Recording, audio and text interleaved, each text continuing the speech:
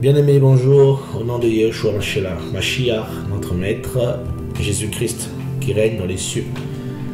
Sans plus tarder, je vais nous inviter à la prière avant de m'étaler un peu plus. Seigneur, merci pour ton onction, merci pour ton esprit. Merci pour l'œuvre de la croix, Papa. Tu nous as sauvés par grâce et tu nous sauveras encore, Seigneur. Merci pour tout ce que tu fais dans nos vies, pour tout ce que tu mets en place pour nous sauver, pour nous arracher de ce présent siècle mauvais. Père, au nom de Yeshua, je te bénis, Seigneur, et j'invoque ton règne. Seigneur, que mes frères et mes sœurs qui écouteront cet audio soient bénis, soient vraiment fortifiés, et que chacun de nous puisse, Seigneur, écouter ta parole au nom de Yeshua, et que chacun soit puissamment fortifié dans l'esprit, car nous avons besoin d'être fortifiés dans l'esprit.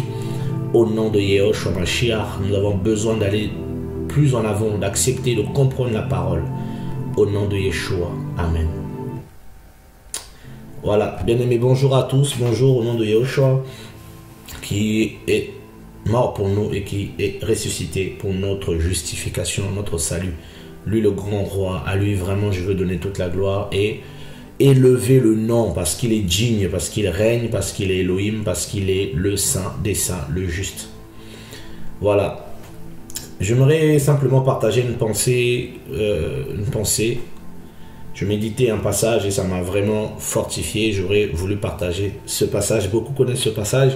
C'est le passage de la femme de Sichar ou encore la femme samaritaine qui a eu une discussion assez poussée avec le Seigneur, une discussion assez importante, intéressante et qu'on pourra lire ensemble. Et en lisant ce passage, j'ai compris une chose, c'est que le Seigneur voulait révolutionner la femme samaritaine. Et non pas seulement cette femme-là, mais il voulait révolutionner toute une ville, ou peut-être même tout un pays, parce qu'à l'époque, Samarie est considérée comme un pays. Je prie vraiment que le Seigneur ouvre nos oreilles, que chacun écoute avec attention ce que l'Esprit peut nous communiquer. C'est vraiment important en ce temps de la fin. Et vous savez que les Samaritains n'étaient pas en bonne relation avec les Juifs. Les Juifs attendaient le Messie, le Mashiach. Ils attendaient que le Messie arrive pour les délivrer. Et on se rend compte aussi que les enfants de Samarie, les gens de Samarie disaient que eux aussi, ils attendaient le Mashiach. Ils attendaient. Parce que eux aussi se disaient enfants de Jacob.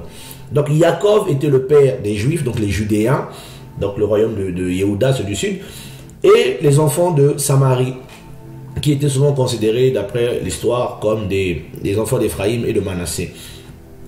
Et plus tard, après, il va avoir une conquête de Salmanatsar, si je ne m'abuse pas, qui va conquérir la Samarie.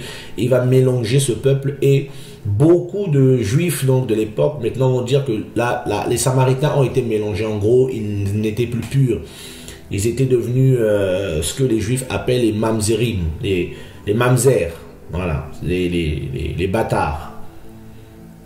Ils étaient plus pour eux, donc la lignée n'était plus pure. Mais malgré cette chose, ils avaient gardé quelque chose, malgré le rejet de leurs frères hébreux pour ceux qui étaient restés hébreux, ceux qui du moins avaient le sang hébreu, parce qu'ils croyaient, parce qu'ils avaient même le mont Garizim, ils allaient adorer au mont Garizim, ils allaient prier là-bas et ils avaient même le puits de Yaakov, ce puits que Yaakov avait donné à son fils Yosef. Donc voilà pourquoi on peut dire aussi que c'était les enfants de Ephraïm et Manassé, parce que c'était c'était la postérité de Yosef. Ces gens avaient la foi, ils avaient la même foi que les Juifs, parce qu'ils attendaient le Mashiach comme les Juifs. Mais les Juifs, eux, étant dans cet orgueil aussi spirituel, disons, d'être de la bonne lignée, ils ont méprisé les Samaritains. Et c'est là-bas que Yeshua arrive et il va avoir un puissant réveil, il va avoir un grand réveil et les Samaritains vont être touchés par la parole du Seigneur et les Juifs carrément vont rejeter le Mashiach, ils vont le crucifier.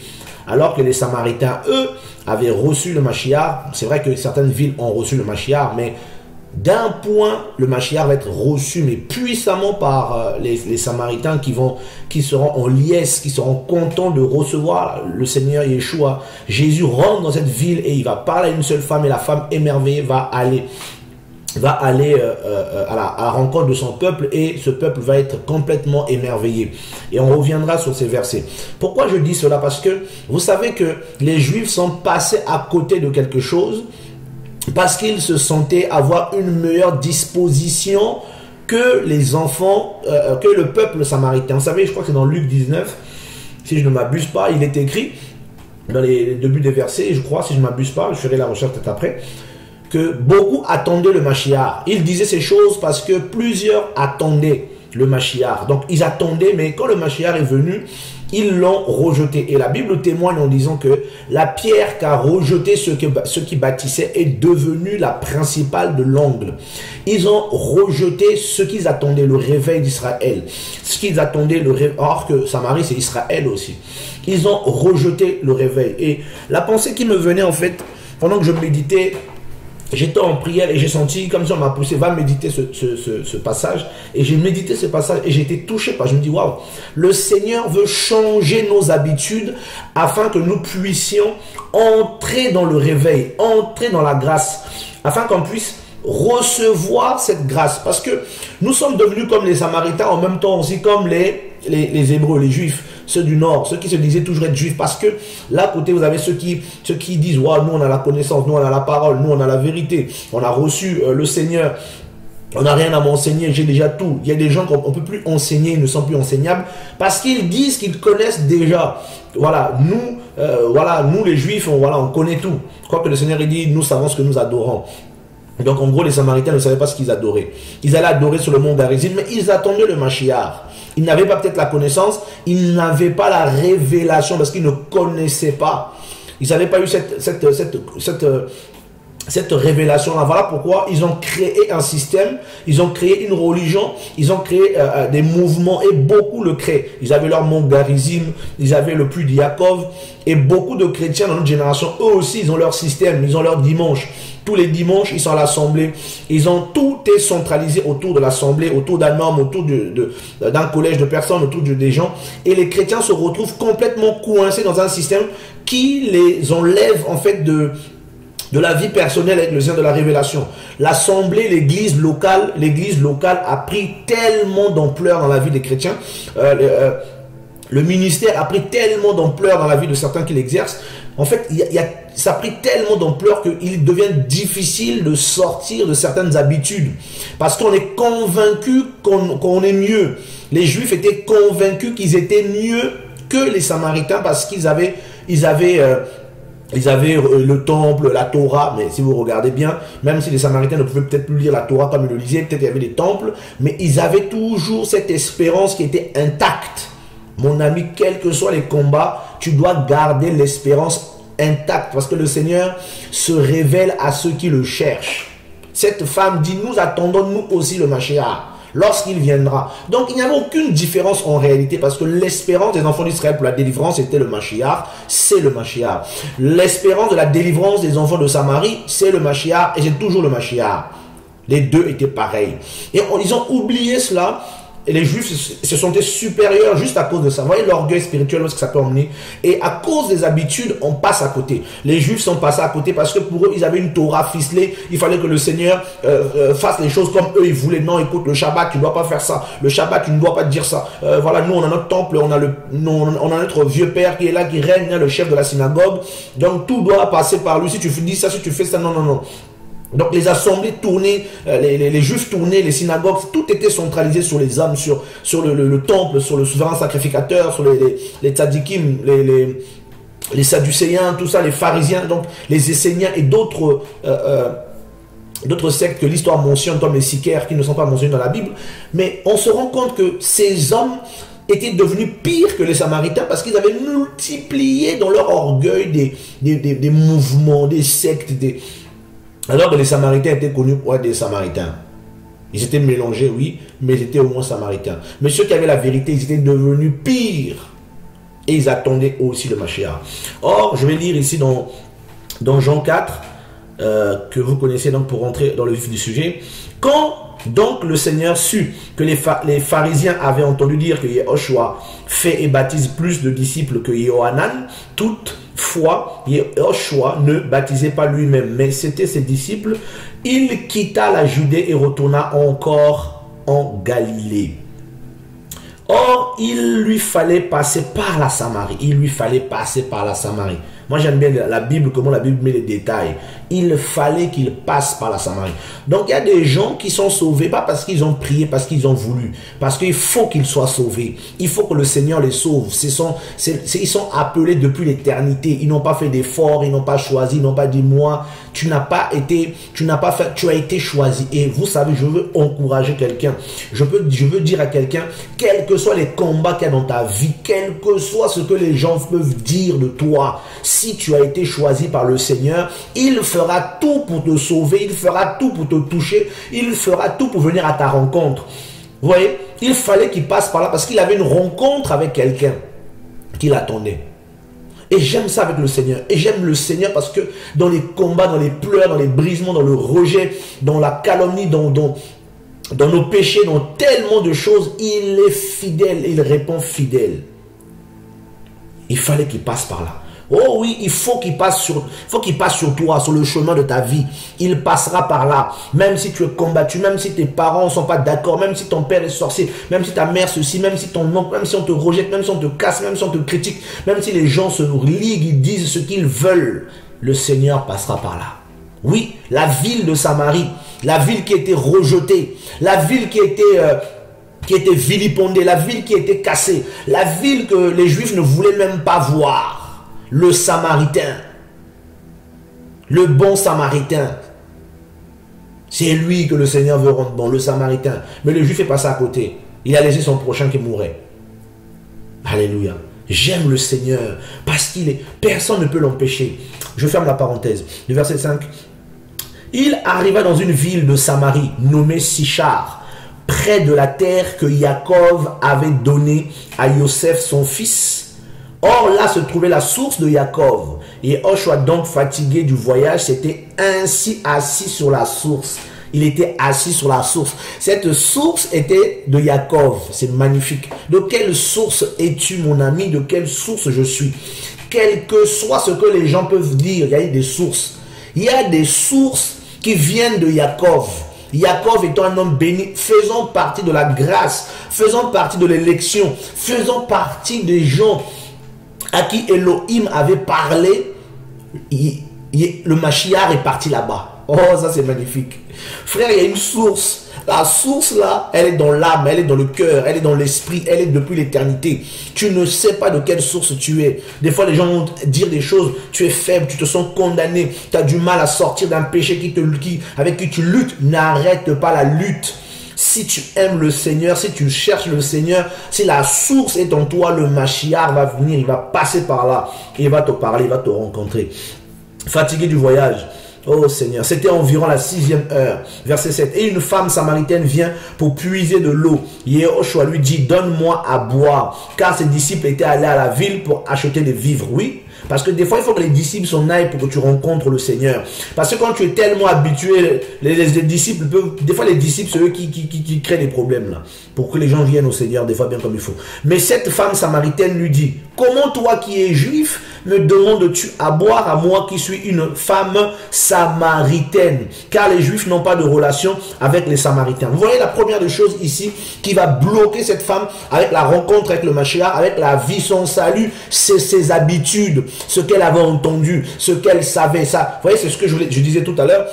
Sortir de nos habitudes, sortir de nos coutumes pour embrasser le Mashiach, pour embrasser le réveil. Parce que le Seigneur veut révolutionner nos vies.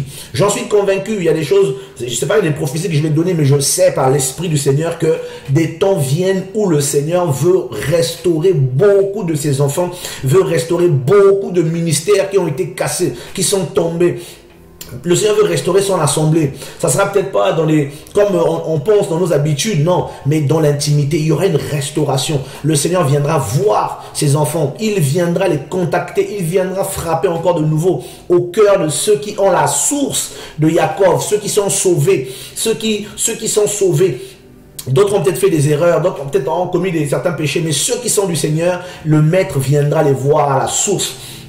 à la source, à la rencontre, parce que tu es de Jacob, parce que tu es de la lignée de Jacob, tu es de la lignée d'Israël. Il viendra te voir à la source, mon ami, à la source. Quel que soit ce que les gens disent, quelles que soient les ténèbres, quels que soient les démons, frères, sœurs, le Seigneur viendra à la source. Il t'attendra là, et c'est là qu'il nous attend, parce que quand on est de Jacob, on est de Jacob. Et la femme dit non, tu n'as pas à me parler, tu ne peux pas me parler, je suis samaritaine. Et c'est ce qui arrive. J'ai discuté avec une personne qui est tombée dans un péché récemment. Je lui dis, mes frères, sœur, le Seigneur t'aime, le Seigneur veut te restaurer. Elle me dit, non, le Seigneur ne peut pas me restaurer. Comment j'ai pu faire ça? Comment j'ai pu faire ça? Comment je pu tomber dans le péché? Mais le Seigneur t'aime. Tu es tombé, oui, mais relève-toi et ne pêche plus. Le Seigneur t'aime. Il est venu à la source. Si le Seigneur révèle ton état, si le Seigneur révèle ton péché à quelqu'un, c'est pas pour te tuer, c'est pas pour te rendre, pour que tu aies honte. Parce qu'il y en a quand le Seigneur révèle leur vie, ils sont, oh, mais pourquoi Seigneur, pourquoi tu as révélé ma vie? Non, c'est l'amour du Seigneur. Le Seigneur révèle comme ça pour te pousser à la repentance, parce qu'il t'aime. Quand le Seigneur révèle le péché de quelqu'un, quand le Seigneur reprend quelqu'un, il faut se réjouir. Il ne faut pas s'énerver, rentrer dans les murmures, rentrer dans la colère. Ah non Seigneur, non, ça c'est l'immaturité, c'est de la folie. Le Seigneur nous aime, il vient à la rencontre et il nous parle. Des fois, si il voit que tu t'endurcis, il va révéler ton état d'âme à un frère, à une sœur, pour que la personne intercède pour toi, pour que la personne t'interpelle, parce qu'il ne veut pas que tu t'endurcisses. Donc ne lui présentons pas nos péchés, ne lui présentons pas nos faiblesses. Oh Seigneur, je ne peux pas changer, regarde-moi. Lui, il peut te changer nos habitudes. Vous voyez, donc là, elle va d'abord mettre en place cette animosité qu'il y avait entre les Juifs. Et ils pensaient que le Seigneur était un humain normal. Non, c'est le Messie, c'est ton salut. Tu ne dois pas regarder à la couleur de quelqu'un, à l'état social de quelqu'un, sinon tu passeras à côté de ce que le Seigneur attend de toi. Gloire à Yehoshua, le Mashiach, l'amour de ma vie. Gloire à toi, Seigneur, Père de gloire, parce que tu es l'Élohim vivant, le Tout-Puissant, et tu es bien plus que ce que je sais. Tu es bien plus que ça, papa. C'est magnifique, le Seigneur. Il dit, non, non, non, parle pas avec moi. Comment tu peux me parler? Oui, la chair. Mais cette femme samaritaine lui dit, comment toi qui es juif me demandes-tu à boire? Comment tu peux me demander à boire, à moi, qui suis une femme samaritaine? Car les juifs n'ont pas de... On n'a pas de relation.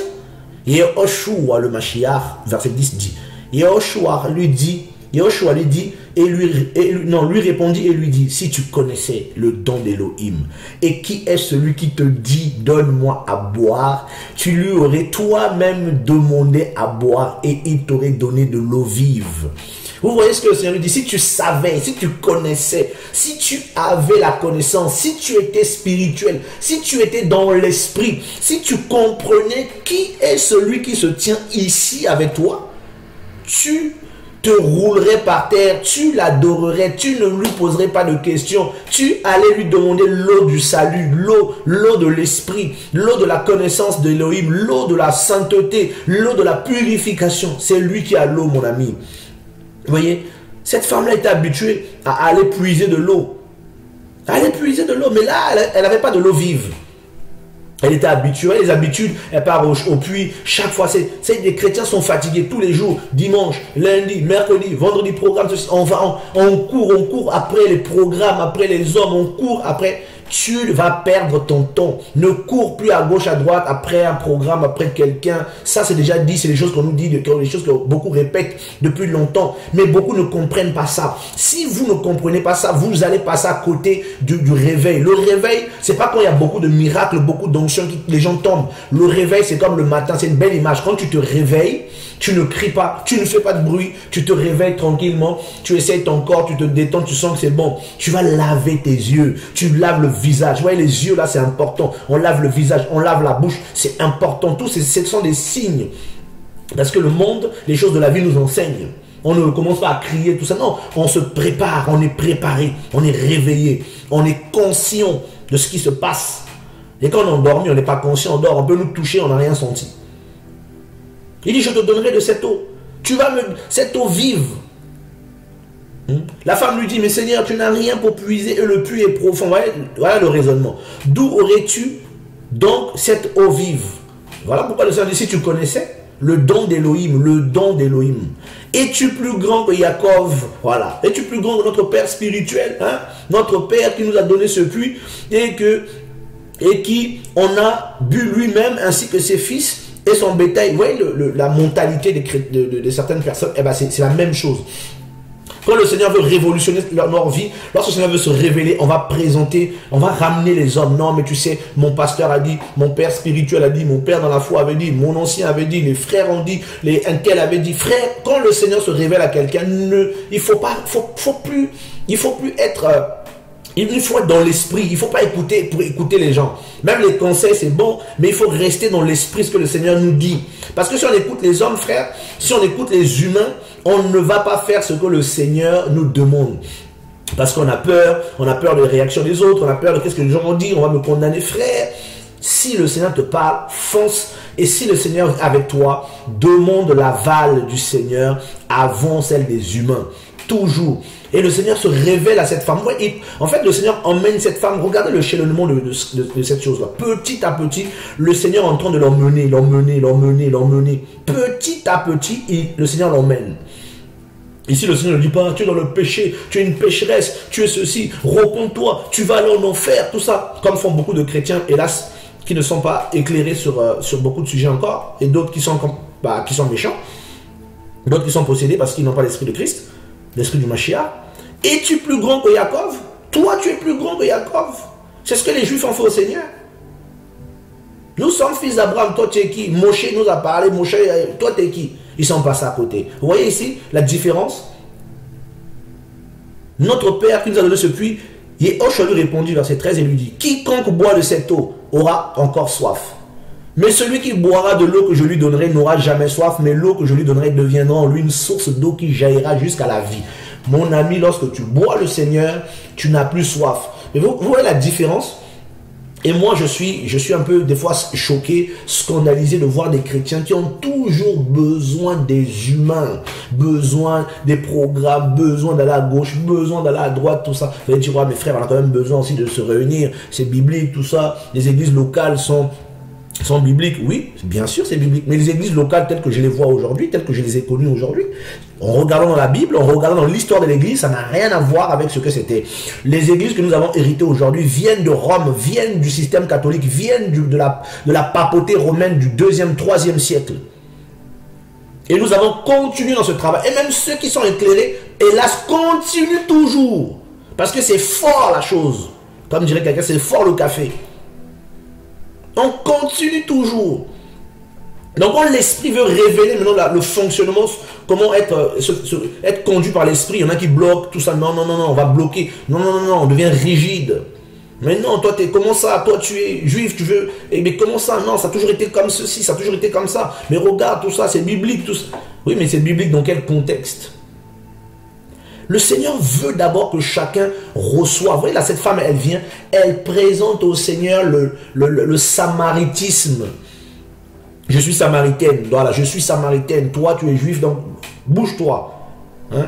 Je veux te donner de l'eau vive. Mais quelle eau? Tu n'as même pas de cruche. Hein? T'es qui, toi? T'es quoi? T'es plus grand que Jacob? Toi, t'es plus grand que mon pasteur? Moi, je viens de l'église. Dans notre assemblée, dans notre église, on est 5 000, on est 20 000, on est 30 000. Dans notre église, on est les meilleurs.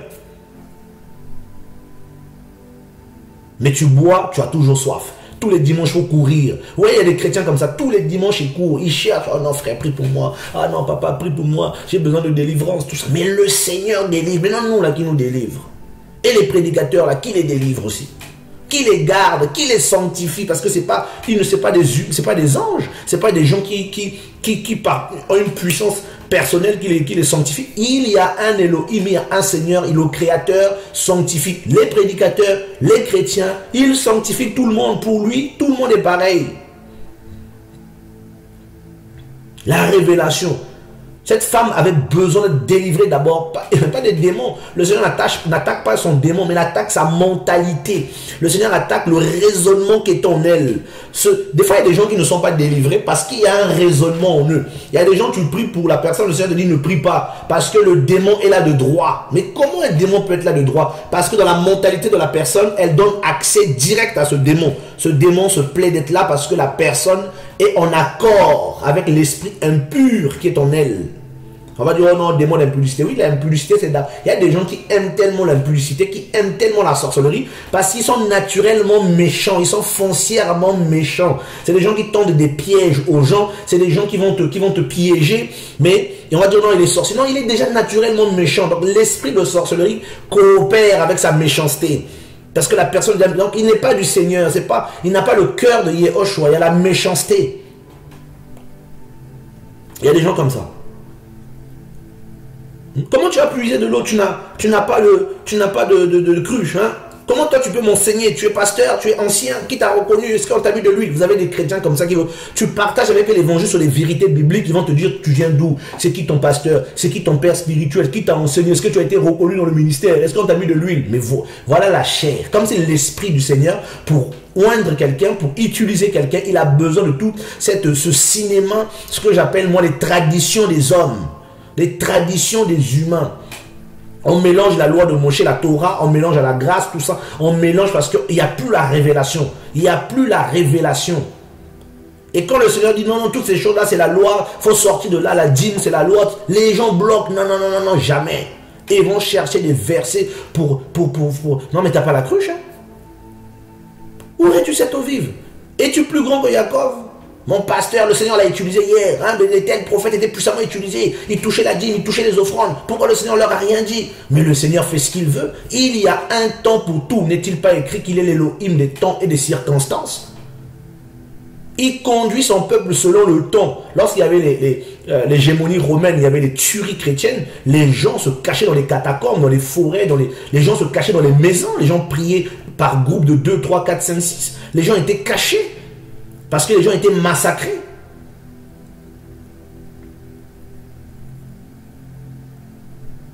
Si tu bois de l'eau de la religion chrétienne, tu auras toujours soif. Tu chercheras toujours les hommes. Mais lorsque tu boiras l'eau de vie, tu n'auras plus besoin de quiconque. Tu pourras vivre dans la solitude sans avoir des problèmes avec qui que ce soit. Sans chercher quoi que ce soit. Juste toi et le Père Céleste, Yehoshua. Tu es chez toi, tu pries et tu fais ce qu'il te dit. S'il te dit va là, va là. S'il te dit va ici, va ici. S'il te dit va voir un tel, va voir un tel. Réunis-toi avec un tel, réunis-vous avec un tel. Point barre. On se laisse conduire. Et non la religion chrétienne. On peut la dénoncer, mais elle est là farouchement. Elle ne quitte pas. Elle ne quitte pas. La religion chrétienne, elle est dangereuse. Le Seigneur dit quoi après? Oh Seigneur, merci pour ta grâce, merci pour la vérité. La femme dit, le verset 15, la femme lui dit, Seigneur, donne-moi de cette eau, afin que je n'ai plus soif et que je ne vienne plus puiser ici. Et Yehoshua lui dit, va, appelle ton mari et viens ici. Tu veux boire? Va appeler d'abord ton mari. La femme répondit et lui dit, je n'ai pas de mari. Et Yehoshua lui dit, tu as bien dit. Tu n'as pas de mari, car tu as eu 5 maris et celui que tu as maintenant n'est pas ton mari. Et en cela, tu as dit la vérité. Voilà, il attaque son péché en douceur, hein, sans forcément que la femme tombe en douceur. La femme lui dit, Seigneur, je vois que tu es prophète. Nos pères, voilà, il rentre dans le vif. Nos pères ont adoré sur cette montagne. Non, là, il attaque maintenant la croyance de la personne. Et vous, vous dites que le lieu où il faut prier, vous dites, vous, c'est qui? C'est les Juifs. Où il faut adorer est à Yerushalayim. Yehoshua lui dit, femme, crois-moi, l'heure vient où ce ne serait ni sur cette montagne, donc Garizim, ni à Yerushalayim que vous adorerez le Père. Vous adorez ce que vous ne connaissez pas, nous adorons ce que nous connaissons, car le salut vient des Juifs. Mais l'heure vient, et elle est déjà venue, où les véritables adorateurs adoreront le Père en esprit et en vérité, car ce sont les adorateurs que le Père demande. Elohim est esprit, il faut que ceux qui l'adorent en esprit et en vérité. Et la femme lui répondit, je sais que le Mashiach vient, celui qu'on appelle loin, d'autres versets, le Christ. Quand donc il sera venu, il nous annoncera toutes choses. Et Yehoshua lui dit, moi je suis qui te parle. Et là-dessus, ses disciples vinrent et s'étonnèrent. Heureusement que c'était déjà fini la révélation. Il a déjà donné il a de la nature. Il dit, c'est moi. Moi, je suis. Moi, je suis qui te parle. C'est terrible. Vous savez tous, le mot je suis, il vient d'où, hein? Le mot qui a été tiré aussi de l'hébreu. Eryé, Asher, Eryé. Donc je suis celui qui serait. qui je serai, qui a donné Yahweh et puis le tétragramme en diminutif. Alléluia. Les disciples vont poser beaucoup de questions au Seigneur. Oui, cette femme, elle dit, nous savons que le Mashiach vient et il nous dira toutes choses. Donc, elle attendait. Et le Seigneur la trouve dans beaucoup d'histoires de la fatigue qu'elle avait déjà du puits, le service qu'elle faisait. Il y a des gens comme ça, ils font un service et ils sont fatigués. Parce qu'ils le font sans le Seigneur. Mais ils ont la volonté. Tu sers le Seigneur, c'est dur. Tu luttes. Il y a des gens comme ça, ils luttent parce qu'ils veulent se servir. Ils veulent faire l'œuvre par eux-mêmes. C'est comme dans Luc 5. Seigneur, nous avons fait une pêche, mais depuis, on n'y a rien eu. Le Seigneur dit, jette le filet. Il dit, par ta parole, nous jetterons les filets. Et ils ont jeté les filets. Donc, c'est vraiment important de comprendre ces choses-là et de sortir de nos mentalités, de sortir de tout ce qui peut nous empêcher. Je sais que c'est dur ce que je peux dire pour certains. Mes frères, pour qui tu te prends? Non, c'est pas pour qui je me prends. C'est vraiment, le Seigneur veut révolutionner nos vies, il veut nous rencontrer. Et pour nous rencontrer, il est obligé de briser tout ce que nous avons ingurgité. Nous avons mangé beaucoup de choses. On a mangé des systèmes religieux, on a mangé des manières de fonctionner que le Seigneur veut briser. Il y a des gens que le Seigneur va retirer carrément. Il va te demander de ne plus bouger, de rester chez toi. Parce qu'il t'a donné un message, il t'a donné un ministère prophétique pour avertir. Il t'a donné une onction pour avertir. Tu n'as pas compris ça. Il y a des gens qui sont des sentinelles. Une sentinelle est seule dans la tour de garde en train de prier, en train de jeûner au nom de Yeshua. Seigneur, merci pour ta puissance. Il y a des personnes qui sont appelées à être à part, séparées. C'est des Naziréens. Le Seigneur n'a pas changé. Ils ne sont pas appelés à être forcément avec tout le monde. Mais ils sont, des fois, le Seigneur les retire. Tu cries, tu dis, mais Seigneur, pourquoi la solitude? Pourquoi je suis seul, Seigneur? Pourquoi je souffre? Pourquoi tout le monde m'abandonne? Pourquoi tout le monde me casse? C'est ton appel qui veut ça. Hier, nous étions enfants, nous pleurons, on voulait être avec tout le monde. Mes frères, à tout le monde, on est blessé, on est cassé. On se rend compte que le Seigneur ne veut pas qu'on soit entouré. Il veut qu'on soit seul dans la solitude. Et c'est là qu'il commence à te parler, à te donner des messages prophétiques sur l'avenir, sur la vie, sur les nations, sur les hommes. Il te parle et puis il te dit maintenant parle. Il faut comprendre ces choses-là. Le Seigneur ne fonctionne pas avec tout le monde de la même façon. Il ne faut pas pleurer, il ne faut pas dire « Oh, mais pourquoi on me rejette, pourquoi on me casse ?» Non, tu dois comprendre que c'est l'appel du Seigneur qui est sur ta vie. Tu dois d'autres sont appelés à être enfermés par le Seigneur pendant... Paul a été enfermé, Paulos enfermé en prison plusieurs fois. Et c'est là qu'ils reçoivent Jean enfermé à Patmos. Enfermé, les gens étant... Il a toujours enfermé ses serviteurs. Il y a des gens qui ont des dons, des appels qui vont attirer sur eux la souffrance, la mort, afin que la mort qui agisse en eux puisse être une bénédiction de vie pour beaucoup. Ce sont des choses que l'église actuelle ne connaît plus, parce qu'il y a beaucoup la chair, il y a beaucoup le sentiment du bien-être. Voilà, on aime être bien, et on a du mal avec la souffrance. Le Seigneur est en train de restaurer ses sentinelles, en train de restaurer beaucoup de sentinelles. Voilà pourquoi il va restaurer pour certains les songes. Je suis convaincu, il y en a qui vont écouter ça, le Seigneur va les saisir au nom de Yeshua pour confirmer ces choses-là, parce que le Seigneur est fidèle, parce que le Seigneur est puissant. Regardez les enfants d'Israël dans le livre de Amos, dans Amos 4.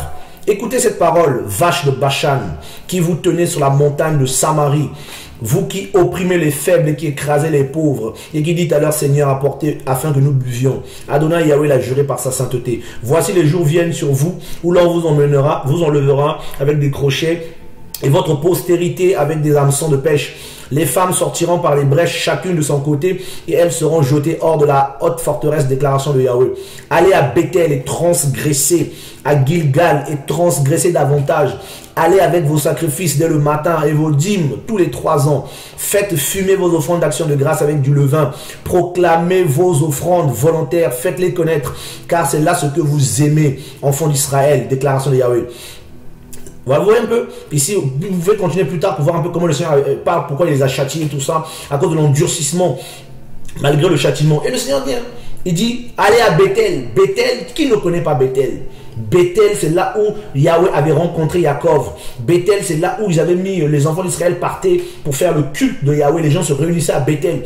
Et le Seigneur dit, allez à Bethel, c'est ce que vous aimez. Allez dans cet endroit où vous partez vous réunir là, pour prier, pour me prier, soi-disant.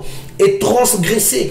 Allez à Gilgal. À Gilgal, c'est important. C'est là où Gilgal, ils se sont fait les enfants d'Israël, avant de rentrer à Jéricho, ils s'étaient fait circoncis, ils attendaient à Gilgal, et c'est là que la manne s'était arrêtée. Et le Seigneur dit, allez encore à Gilgal et transgressez davantage, allez avec vos offrandes, dès le matin, vos dîmes. Et ici, là, je peux synthétiser ça, frère, dans la religion chrétienne, nos assemblées, avec les cultes, les offrandes, c'est ce que les gens aiment aujourd'hui. Allez tous les dimanches, je vais aller, on va louer, on va danser, à la maison, on ne danse pas, on ne loue pas, mais on va aller danser là-bas, vous voyez, on va encore pour transgresser. Il dit, allez, et transgressez, faites vos vies. Parce que le peuple aimait offrir. Ils aimaient offrir à Yahweh des sacrifices. Si c'est des sacrifices à Yahweh. Mais ce que Yahweh veut, c'est pas ça. Il veut les cœurs. Et non des sacrifices fumés et compagnie. Et jusqu'au verset 12, vous verrez, le Seigneur parle du châtiment. Ce qui est arrivé aux enfants d'Israël. Pourquoi? Parce qu'ils n'étaient pas, c'était plus pour le Seigneur qu'ils allaient à Bethel. C'était plus parce qu'ils n'écoutaient pas, ils obéissaient plus au Seigneur. Le Seigneur veut de l'obéissance. Les gens disent, oh, bon, on va y aller. C'est devenu comme une routine. Les gens vont tous les dimanches, tous les mardis, ils vont prier, ils vont là, ils vont dans les réunions. Mais personnellement, dans nos vies, c'est comment? On doit faire des introspections, on doit se revoir. Et dans le même livre de Amos 5, à partir du verset 5, oui, qu'il dit la parole, ne cherchez pas Bethel, n'allez pas à Gilgal, et ne passez pas à Beersheba, car Gilgal ira en exil. Et elle ira en exil, et Bethel sera détruite. Cherchez Yahweh et vous vivrez, de peur qu'il ne saisisse comme un feu la maison de Yosef et que ce feu ne la consume sans qu'il y ait personne à Bethel pour l'éteindre. Vous voyez, cherchez Yahweh. Au lieu d'aller dans les endroits de culte, aller dans les endroits, je ne sais pas comment, pour aller prier, pour aller chercher nos frères, on va aller jeûner. Moi, je vois même des frères, je suis désolé de le dire, mes frères du côté du Congo, RDC là-bas, qui vont monter sur des montagnes pour aller prier. Frère, ça c'est aussi de la mystification. Le Seigneur peut demander ça à quelqu'un, je suis d'accord, ok, ça peut arriver comme acte prophétique, tout ça. Mais là, c'est devenu des habitudes. C'est comme s'ils vont au mont Garizim, ils montent au mont Garizim. On va aller à Mangengenge, on va aller prier. Frère, ça c'est... Frère, d'autres vont aller à Yerushalayim, tout ça, ils vont aller à Jérusalem, ils vont aller au Jourdain, ils vont remonter sur les monts. Frère, ça, c'est du mysticisme. Frère, le Seigneur dit, c'est pas dans les montagnes, c'est en esprit et en vérité, chez toi, à la maison, dans ta chambre. Le Seigneur veut que nos cœurs reviennent à lui. Pas qu'on aille prier. Parce que si tu vas prier dans une montagne, et si tu pries dans ta chambre, c'est quoi la différence? Là-bas, plus tu es sur la montagne, plus tu es plus près du ciel, donc le réseau passe mieux. C'est de la mystification, toutes ces choses-là. Et puis on va tout faire pour que les gens le sachent. Ah, j'étais allé à la montagne. Ah, j'étais allé là-bas. Frère, c'est de la mystification. Le Seigneur est partout avec ses enfants. Et il dit aux enfants, il disait sur Samaritain, allez là-bas, allez faire ceci, allez ceci. Mais c'est pas là-bas que le Seigneur les veut. Il va juger Bethel. Il va juger Beersheba. Il va juger tous ces endroits de culte que les gens aimaient. Voilà pourquoi même nos assemblées se vident. Voilà pourquoi beaucoup font les pieds et les mains pour ramener les gens. Non, mais venez dimanche culte, samedi programme, tout ça, venez. Parce qu'il faut payer. Frère, au bout d'un moment, le Seigneur est en train de changer les choses. Sortons de nos mentalités. Sortons de nos coutumes afin de rentrer dans le réveil. Frère, Bethel, c'était une maison de gloire. Et même le roi Amathia, il va combattre le prophète Amos devant Jéroboam. Il va le combattre. Parce qu'ils avaient fait de Bethel, c'est eux qui avaient, il y avait une corruption. Le Seigneur, Bethel ne représentait plus rien pour le Père parce qu'il y avait la corruption. Regardez. Amos 7, le verset... on va même prendre la partie du verset 10. Alors Amathia, prêtre de Bethel, envoya dire à Yaroboam, roi d'Israël, donc Amos, conspire contre toi au milieu de la maison d'Israël. La terre ne pourra supporter toutes ces paroles, car ainsi a dit Amos, Yaroboam mourra par l'épée, Israël ira en exil, et il ira en exil loin de son sol. Amathia dit à Amos, voyons, va-t'en, fuis vers la terre de Yehuda, mange là le pain et là tu prophétiseras. Mais ne continue pas à prophétiser à Bethel car c'est le sanctuaire du roi, c'est une maison royale. Voilà, l'homme avait pris la place à Bethel. C'est ce que nous vivons, frère. C'est ce que je dis, c'est très prophétique, c'est ce que nous vivons.